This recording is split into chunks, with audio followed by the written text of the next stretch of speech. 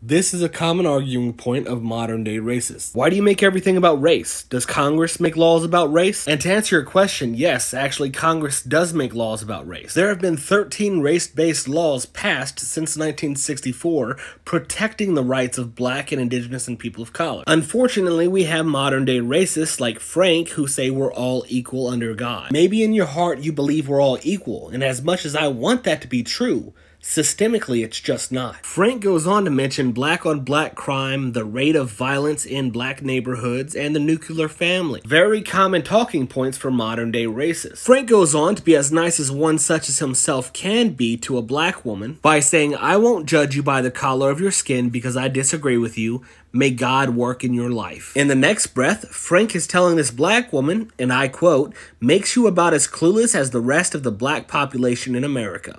End quote. Frank pulled up a statistic, which I didn't bother to go look up because I know it's somewhere in that ballpark. Do you want me to tell you why crime is so prominent in black neighborhoods? If you are born black in the United States, you are 43% more likely to be born into poverty. As opposed to being born white, you are 7% likely to be born into poverty. And with poverty comes crime. And black neighborhoods have always been over-policed. So when you over-police a neighborhood, of course there's going to be more crime because you're actively fighting it instead of ignoring it like we do in white neighborhoods. There was 245 years of race-based intergenerational chattel slavery, which black Americans were forced to endure. Then 104 years of the Jim Crow laws. The Jim Crow era consisted of white America destroying all of black America's wealth every chance that they had. During the Jim Crow era, black Americans were forced to stay in poverty, forced to have poor education, if any education at all, and then America ended the Jim Crow laws, yet systemic racism still exists, and no reparations were ever given. So black Americans went through 350 years